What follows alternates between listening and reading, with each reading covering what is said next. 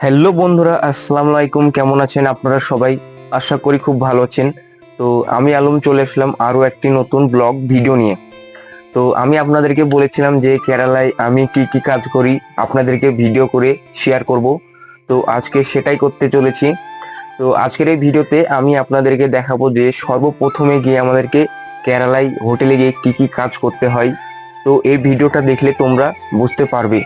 ভিডিওটা তোমাদেরকে সম্পূর্ণ দেখার অনুরোধ রইল, স্কিপ করবে না। স্কিপ করলে হয়তো তোমরা কিছু মিস করে যেতে পারো। প্রথমে হোটেলে এসে আমরা যেসব কাজগুলো করি, তো সকালবেলা এসে প্রথমে চা আমাদেরকে রেডি করতে হয়। তার জন্য প্যাকেট দুধের খুবই প্রয়োজন।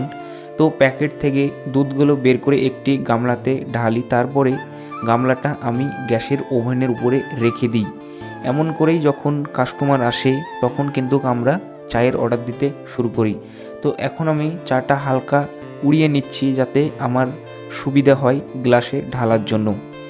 তো এইখানটায় আমি 2 গ্লাস চা বানিয়েছি। তো এখানে দেখতে পাচ্ছ তোমরা গ্লাসে আমি কত সুন্দরভাবে ঢেলে দিচ্ছি।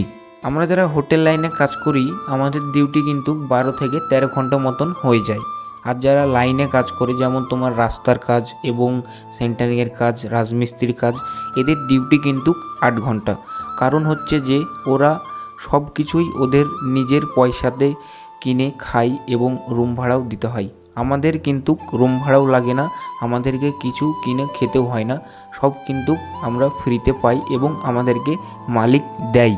কেরালাতে যারা আছে তারা কিন্তু জানে যে কাজ করতে কতটা কষ্ট হয়, ঠিক আছে।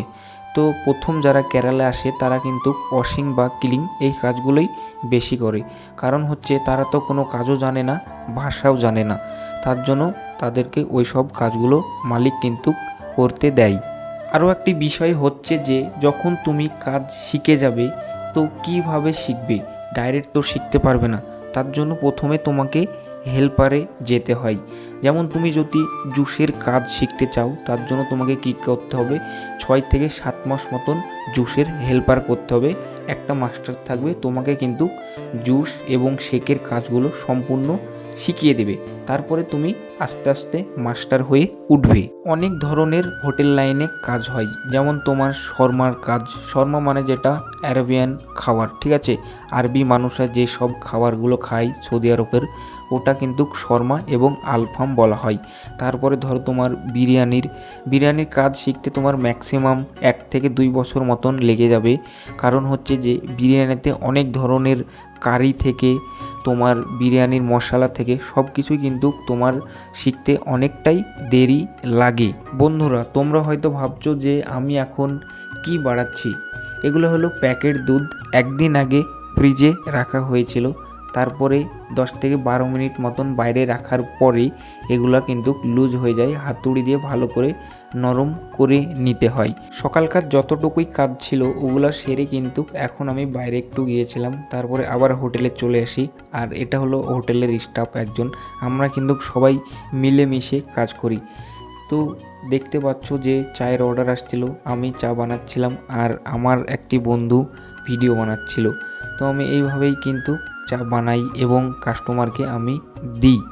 তো চা বানানো থেকে জুস বানানো থেকে সব কিছুই কিন্তু আমাকেই করতে হয়, কারণ এই পুরো দায়িত্বটা মালিক আমাকে দিয়েছে। কাস্টমার বলেছিল চাটা একটু স্ট্রং করে বানাতে, তার জন্য আমি ভালো করে জাল দিয়ে নিচ্ছি। স্ট্রং মানে তোমরা তো বোঝোই, চাই পাতা বেশি দিলে কিন্তু স্ট্রং হয়ে যায়।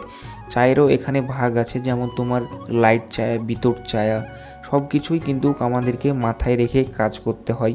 কখন কাস্টমার কোন ধরনের চা খেতে চাইবে সেইভাবেই কিন্তু আমাদেরকে বানিয়ে দিতে হবে। এটা কিন্তু কেরালার নিয়ম, কেরালাতে কিন্তু এগুলো বেশি চলে। আমাদের ওয়েস্ট বেঙ্গলও কিন্তু এই সব ঝামেলাগুলো নেই যে কি করব মশাই, কারণ আমরা কিন্তু এখানে কাজ করতে এসেছি, আমাদেরকে যেভাবে বলবে আমরা কিন্তু সেইভাবেই বানিয়ে দিতে হবে, কারণ এটা আমাদের দায়িত্বর মধ্যে পড়ে।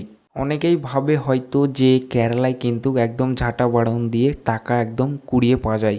একদম না, এখানে অনেক কষ্ট করে টাকা কামাতে হয় এবং উপার্জন করতে হয়। এইগুলো হচ্ছে তেলে ভাজা খাবার, কাস্টমাররা কিন্তু চায়ের সাথে খেতে এগুলোকে খুবই ভালোবাসে। তো একে একে নাম আমি তোমাদেরকে অন্য ভিডিওতে বলে দেব। আর দেখতে পাচ্ছ যে আমাদের হোটেলের সামনে গাড়ি পার্কিং করার জায়গা অনেক সুন্দর দেখতে, চারি সাইডে কিন্তু অনেক ধরনের গাছ লাগানো আছে। তো বন্ধুরা এখন একটু ফ্রি টাইম আছে, তার জন্য আমি একটু বসে রেস্ট করছি।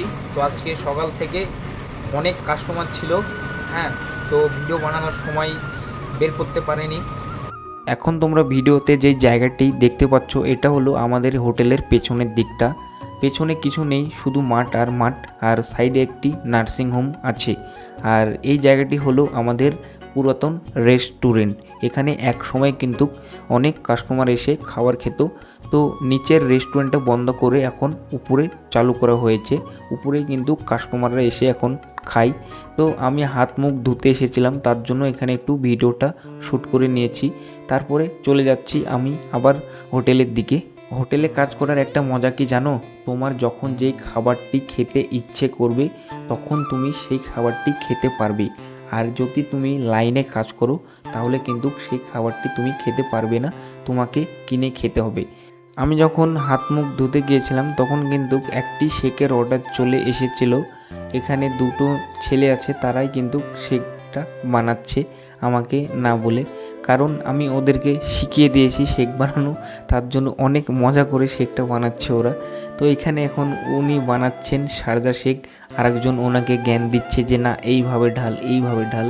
আমি কিন্তু তখন ভিডিও শ্যুট করছিলাম, আমি কিন্তু ওদেরকে কিচ্ছু বলছি না। অবশেষে কিন্তু শেকটা সে বানিয়েই ফেলেছে, গিলাসে দেখতে পাচ্ছ যে ঢেলে দিয়েছে। এখন এর উপরে আইসক্রিম দিয়ে দেবে, তারপরে কিন্তু কাস্টমারকে দেয়া হবে শেকটা। এই ছেলেটাকে বিগত 1 মাস ধরে আমি জুস শেকের কাজ শিখিয়ে দিচ্ছি।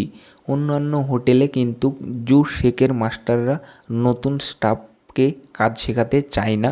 সেটা কী কারণে চায় না আমি বলতে পারবো না। এখন শেকটা ওরা ডেকোরেশন করছে, তো একজনা সুগার বল দিচ্ছে, একজনা ক্যাশু দিচ্ছে, একজনা চকলেট সিরাপ দিচ্ছে। ওদের কাণ্ড দেখে কিন্তু আমার অনেক হাসি পাচ্ছিল। আমি কিন্তু কিছু বলছিলাম না, শুধু চুপচাপ ভিডিওটা বানিয়ে যাচ্ছিলাম। এখন কাস্টমারকে দেওয়ার পালা। ভিডিওটা দেখে কেমন লাগলো অবশ্যই কিন্তু কমেন্ট বক্সে কমেন্ট করে জানিও। দেখা হচ্ছে তোমাদের সাথে আগামী ভিডিওতে।